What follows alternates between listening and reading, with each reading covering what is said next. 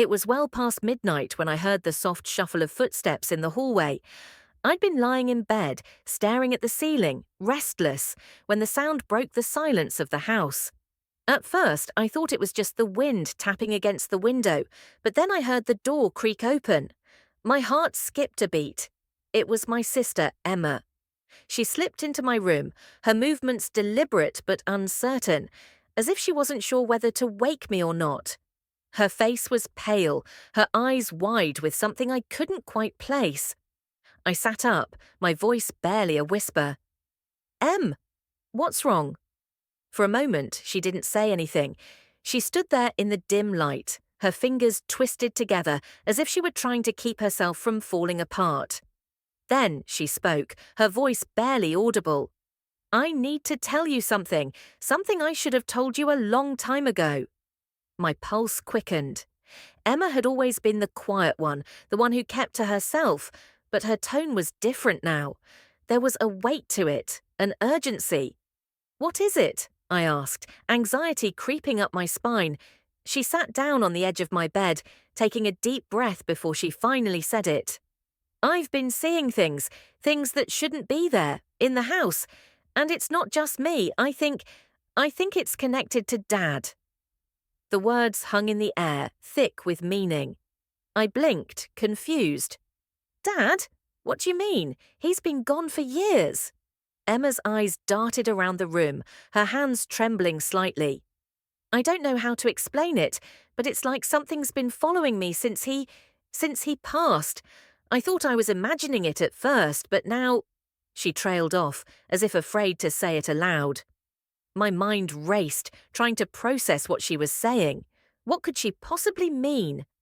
"What exactly have you been seeing, Emma? What do you think is going on?"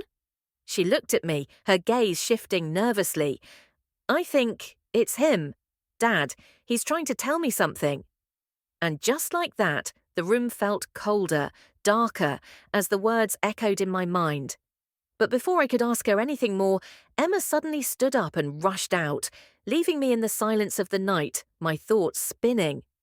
I sat there, frozen, the weight of Emma's words pressing down on me. "Dad," I repeated quietly, trying to make sense of it. My mind raced through memories of our father, of the days before he was gone.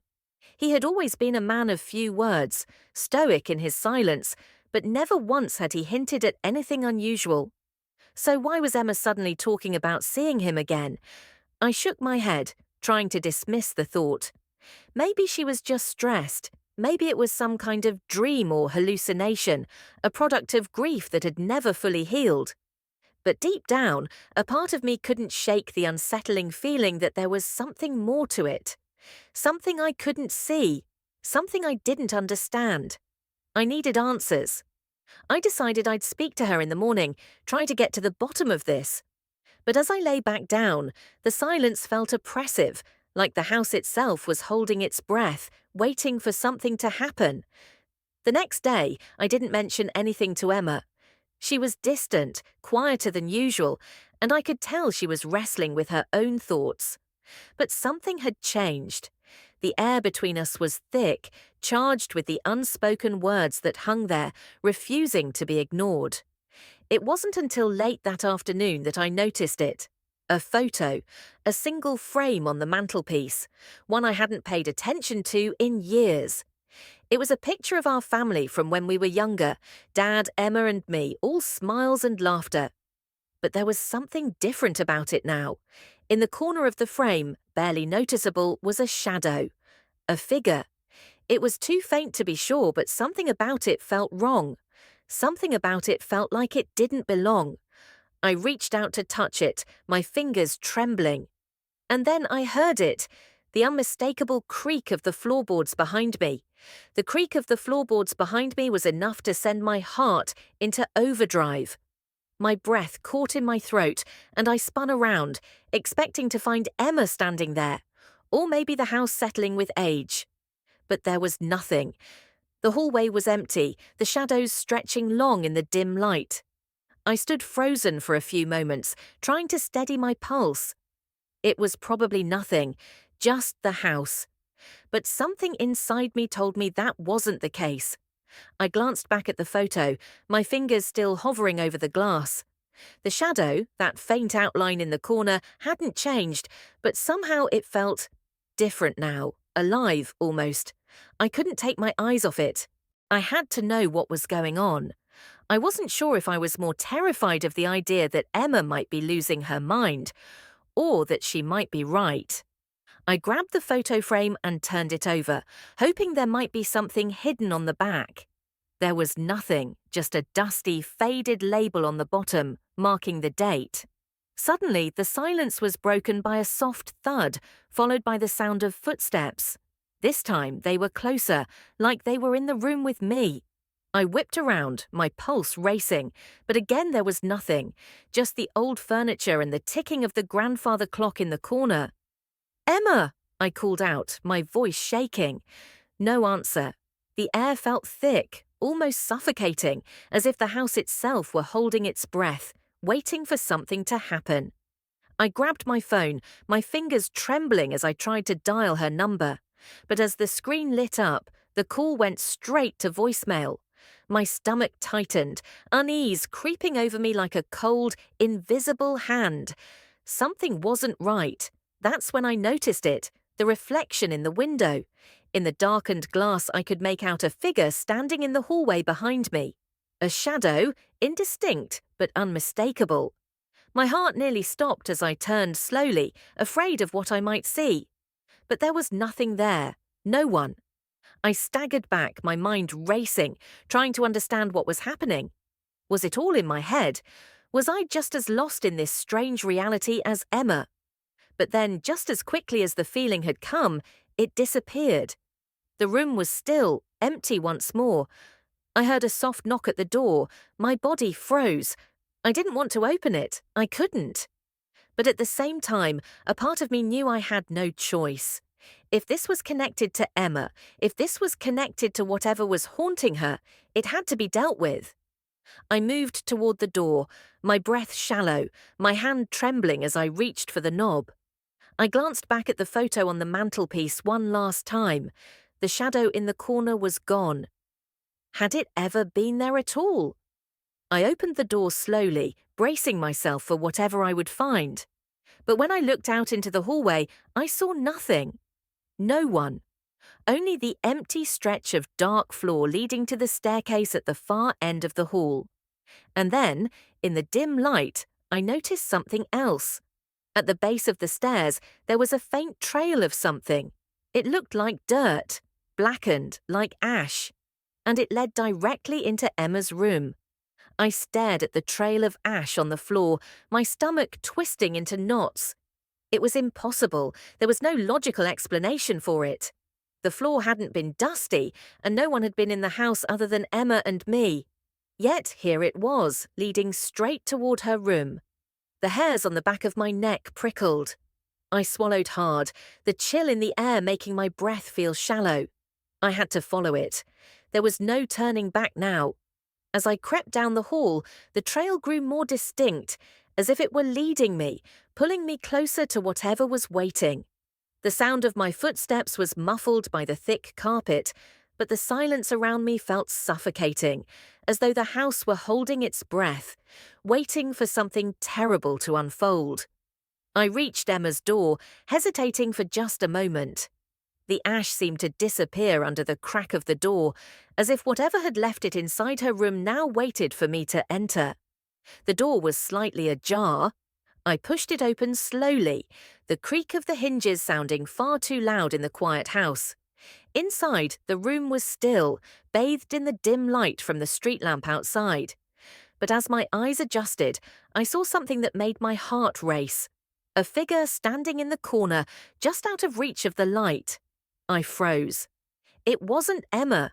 The figure was tall, dark, its features obscured by shadows. But there was something disturbingly familiar about it. My mind screamed at me to turn and run, but my legs wouldn't move, and then a voice, quiet, almost a whisper, cut through the silence. "Help me!" I blinked. The voice sounded like Emma, but different, hollow somehow, as if it were coming from somewhere deep within the house. My pulse pounded in my ears, and the room seemed to close in around me. Before I could speak, the figure moved. Slowly, deliberately. Toward me. The figure took a step forward, and my heart almost stopped. Every instinct screamed for me to run, but my legs were frozen in place. The room felt colder with every passing second, and the air seemed thick, suffocating. I was sure the figure was moving closer, its shadow stretching toward me, but I couldn't tear my eyes away long enough to see. "Help me," the voice repeated, but this time it wasn't just hollow, it was full of anguish.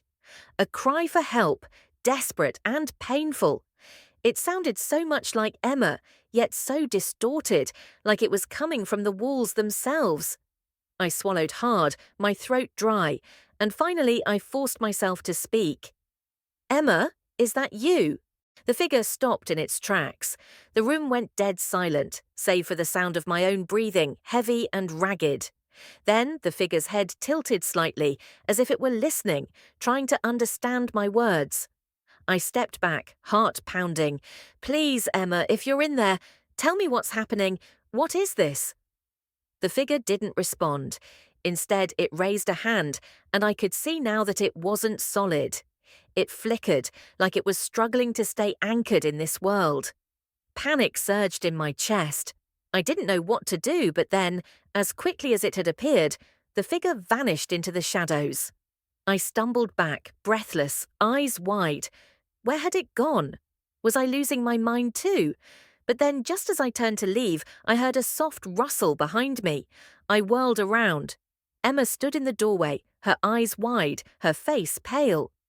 "You shouldn't have followed me. Emma!" I rushed to her. "What's going on? What happened in here?"